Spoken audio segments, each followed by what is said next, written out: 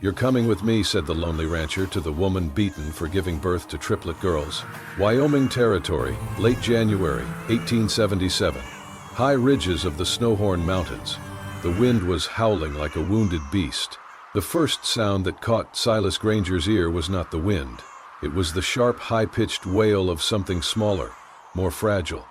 He pulled his horse to a stop, snow crunching under hooves, and tilted his head toward the timberline. There it was again, a baby's cry. No, multiple. He narrowed his eyes and dismounted. The path hadn't been ridden in days. It cut through the trees like a scar. His boots sank ankle-deep with each step. He led his horse by the reins, listening, his breath visible in sharp puffs. The sound grew louder as he approached a clearing near an old fence post, half rotted and half buried in snow. And there she was, a woman, barely upright, tied cruelly to the post with barbed wire, her arms bound behind her, skin torn, wrists bleeding. Snow clung to her lashes and the edges of her hair, now frozen in place. Her lips were cracked, her face pale as death, save for bruises blooming violet across her cheekbones. At her feet, 3 bundles, infants, newborns, no older than a day. One whimpered weakly. The other 2 lay silent, wrapped in what looked like the shredded remains of a nightgown. The woman's head moved slightly. She was conscious, barely. "Don't let them take my daughters," she whispered. Silas dropped to one knee beside her without hesitation. He pulled off his gloves and checked each of the babies. Breathing, shallow but steady. Skin, cold, the kind of cold that traveled into the bone. "You're coming with me," he said, voice low, steady, certain. She blinked slowly, like it took effort to register the words. He took a knife from his boot and sliced the barbed wire. It had bitten deep into the skin of her forearms. Blood welled where the rusted steel tore free, but she did not scream. She did not even flinch. He wrapped his arms around her waist to hold her steady as her legs gave out. Her body was limp, heavy with exhaustion and blood loss. Silas didn't hesitate. He scooped her up, cradling her against his chest. Then the babies. One by one, he gathered them. He tucked the smallest against his coat, secured them using a thick wool blanket from his saddle. They barely stirred. The wind picked up, slicing across the open space. He shielded them with his body as best he could. His horse nickered anxiously nearby. Silas glanced toward the horizon. They had a half-mile back to his cabin. Uphill. Through snow. He adjusted his grip on Marivel, tightened the wrap on the infants, and whispered, "Not to her, not to the babies. Maybe to the wind or maybe to God. You don't die here, not on my land." He mounted the horse with care, keeping her in front of him, the babies tucked between them. She weighed next to nothing. The infants were lighter than winter rabbits. The cold had drained them all. Time was not their friend. The trail back was slow, the wind relentless, but Silas moved without pause. There was no time to ask who she was or what demons chased her. Only time enough to keep her alive. The cabin was dark when they reached it, the fire long gone cold. Silas kicked open the door, carried her straight inside, and laid her gently on a bed of quilts near the hearth. The babies came next.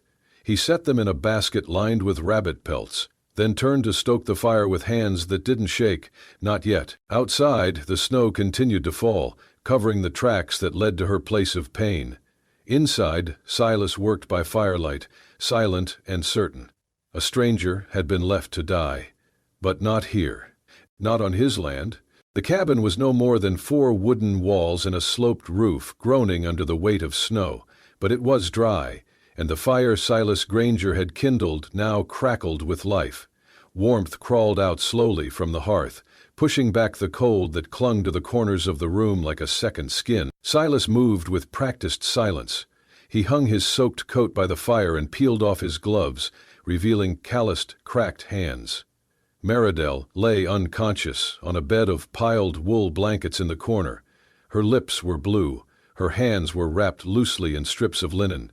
She had not stirred since they arrived. The babies had begun to mewl, low and weak, but alive. Silas filled an iron pot with goat's milk from a jug he had hidden behind stacked wood and placed it on the fire to warm. He found a small feeding spoon carved from pine and set it beside a tin bowl. Then he walked over to the woman. She was barely breathing. He dipped a cloth into a pail of warm water, wrung it out, and began cleaning the dried blood from her ankles and calves. The bruises went deep, mean, purple-black swells along her shins.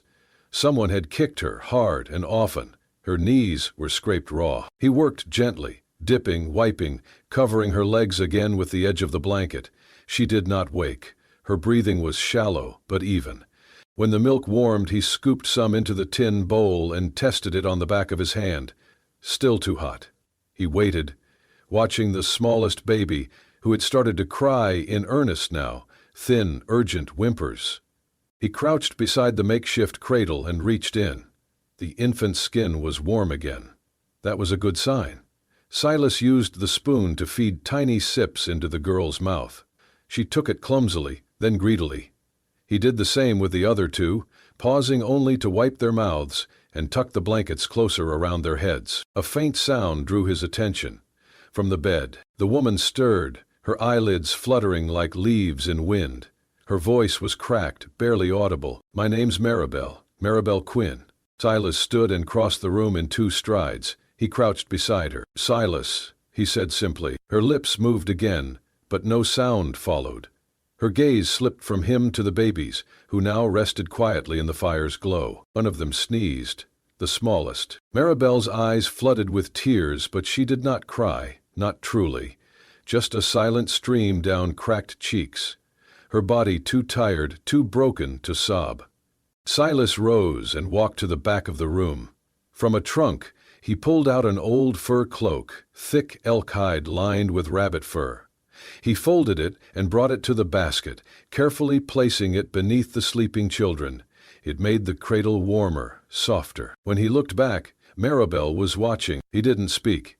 He only gave her a slow nod and returned to the hearth to add more wood. Sparks rose like fireflies and vanished into the cabin's smoke-stained rafters. Time passed quietly. The only sounds were the pop of the fire, the slow wind outside, and the shifting breath of 4 bodies slowly returning from the edge of death. Later, as Silas fed the fire one last time before resting, he heard her voice again. This time, firmer, not stronger, but certain. "You didn't leave us." He did not reply. He only sat by the fire, staring into it as the snow howled against the walls, and the cold beyond was held at bay. For now. The storm outside had softened to a hush. Snow still fell, but the wind had died, leaving behind a heavy stillness that wrapped around the cabin like a shroud. Inside, the fire glowed low and steady, casting flickers of gold across the rough timber walls. Maribel lay propped against folded blankets. Her face had regained some color, though the bruises still bloomed beneath her skin like ink stains. Her voice was hoarse, her throat raw from cold and crying, but she could speak now. Silas sat nearby, sharpening a blade against a whetstone with slow, careful strokes. He hadn't asked her anything, not who she was, not who had done this, not why she had been left to die. That silence, in its own way, was a kindness. "I was 17 when I married Joseph Quinn," Maribel said suddenly, her voice quiet but clear in the hush. "He was 34, rich, powerful. My father said I was lucky." Silas did not look up. He kept sharpening the knife, slowly, steadily. "I thought I was lucky too, at first," she continued.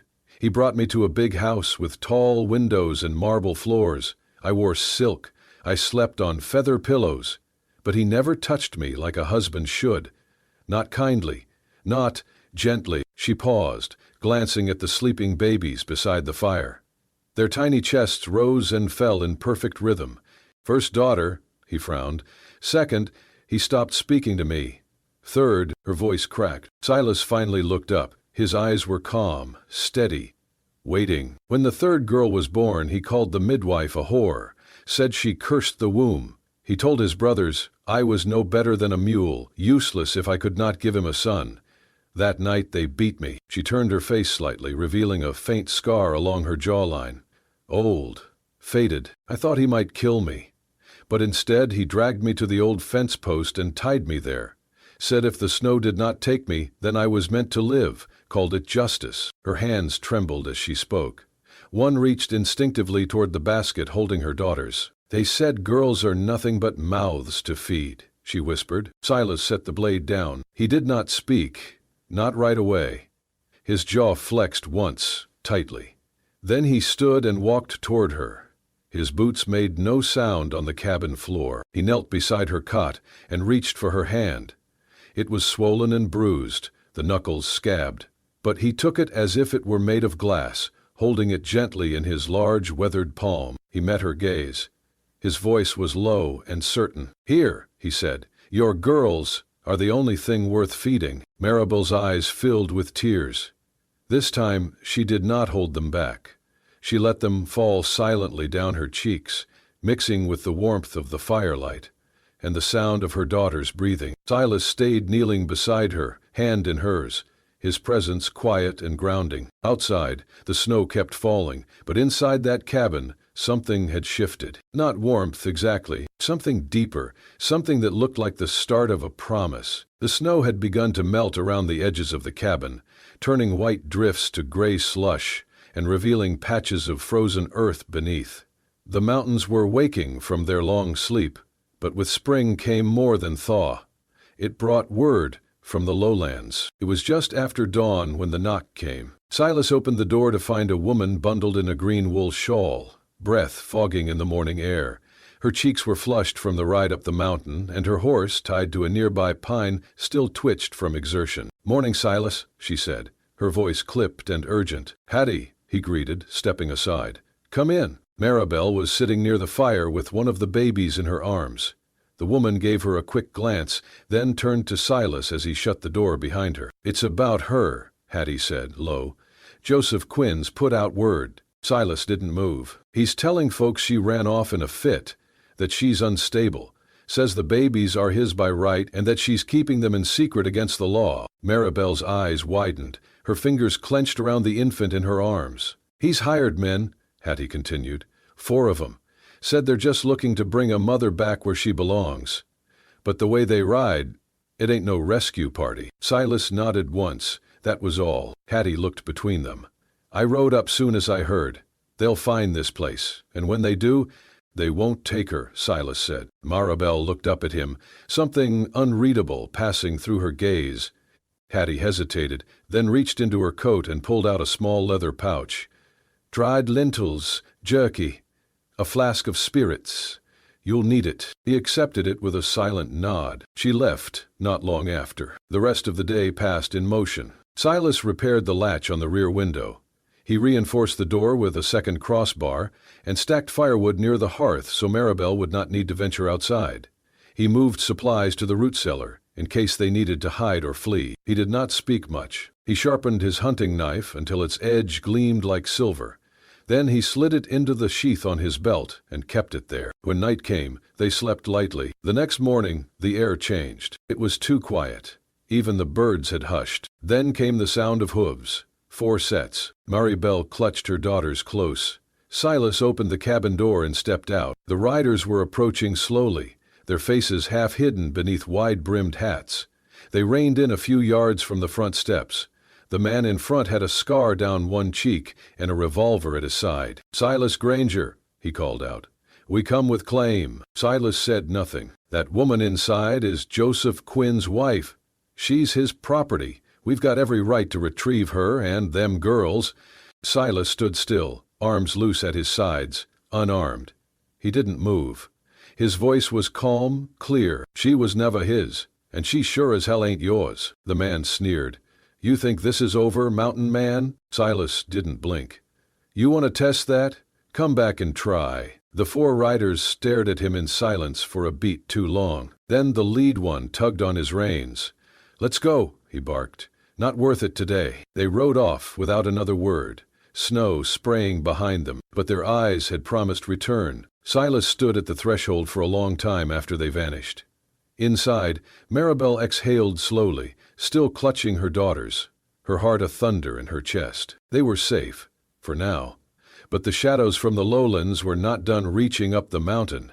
Not yet. Spring unfurled slowly across the mountainside, softening the snowpack and coaxing green buds from bare branches. The days stretched longer, and the cabin, once a refuge against death's chill, began to feel almost like a home. Maribel moved with quiet purpose now. Her steps no longer staggered. She no longer flinched when the wind blew or when wood cracked beneath the fire. She had taken to cooking small meals over the hearth, simple things, stew made from pine roots, wild onions, and whatever Silas brought back from the woods. Sometimes wild mushrooms, sometimes rabbit, once a wild turkey, more often grouse. The three babies, Eloise, Ruth, and June, grew stronger by the week. Their cheeks plumped, their cries grew louder, then sweeter, like birds just learning how to sing. They slept in a row of soft nests fashioned from coyote pelts and hay, lined with pieces of an old quilt Silas had never used until now. Mornings were the quietest. Maribel would rise before the sun, tend to the fire, check the girls. Silas would already be gone, out hunting or